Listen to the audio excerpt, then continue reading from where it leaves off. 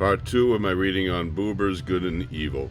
Thus it is stated, for instance, as of the angel as the heavenly, so of the king as the earthly representative of God, that he knows all things.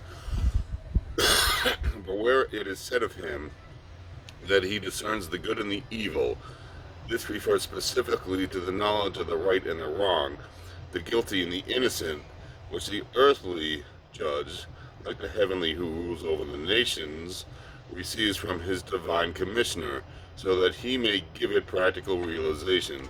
But added to this is the fact that the word sequence good and evil, without an article, which apart from one tale only occurs on one other occasion, in a subsequent passage which is dependent upon this one, Deuteronomy 1:39, is given an emphasis in the story of paradise by repetition and other stylistic means that does not permit us to suppose it a rhetorical flourish. Neither is it the case that cognition in general only came to the first humans when they partook of the fruit.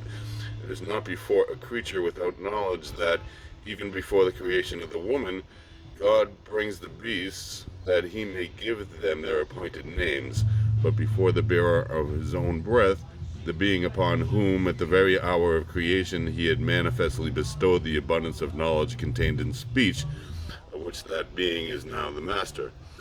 Knowledge of good and evil means nothing else than cognizance of the opposites, which the early literature of mankind designated by these two terms. They still include the fortune and the misfortune, or the order and the disorder which is experienced by a person, as well as that which he causes. This is still the same in the early Avestic texts, and it is the same in those of the Bible, which precede written prophecy, and to which ours belongs. In the terminology of modern thought, we can transcribe what is meant: an adequate awareness of the opposites inherent in all being within the world, and that from the viewpoint of the biblical creation belief means adequate awareness of the opposites latent in creation. We can only reach complete understanding if we remain fully aware that the basic conception of all the theo and anthropology of the Hebrews, namely the immutable difference in distance which exists between God and man, irrespective of the primal fact of the latter's likeness to God and of the current fact of his nearness to him, also applies to the knowledge of good and evil. This knowledge as the primordial possession of God, and the same knowledge as the magical attainment of man, are worlds apart in their nature.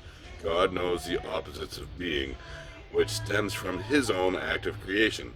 He encompasses them and touched by them. He is as absolutely familiar with them as he is absolutely superior to them. He has direct intercourse with them. This is obviously the original meaning of the Hebrew word know, be in direct contact with, and this in their function as the opposite poles of the world's being. For as such he created them, and we may impute this late biblical doctrine to our narrator in its elementary form.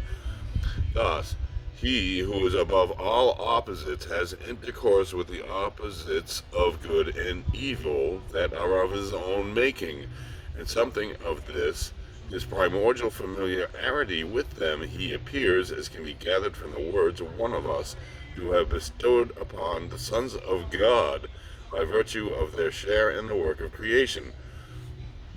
The knowledge acquired by man through eating the miraculous fruit is of an essentially different kind. A superior, familiar encompassing of opposites is denied to him who, despite his likeness to God, has a part only in that which is created and not in creation, is capable only of begetting and not giving birth, not of creating.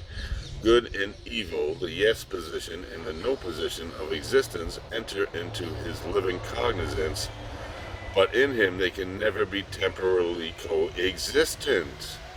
He knows oppositeness only by his situation within it, and that means de facto. since the yes can present itself to the experience and perception of man in the no position, but not the no in the yes position. He knows it directly from within that evil at times when he happens to be situated there. More exactly, he knows it when he recognizes a condition in which he finds himself whenever he has transgressed the command of God as the evil. Yeah. And the one he has thereby lost, and which for the time being is inaccessible to him as the good. But at this point, the process in the human soul becomes a process in the world, and and through the recognition of oppositeness, the opposites, which are always latently present in creation, break out into actual reality, and they become existent. Yeah, great. All right,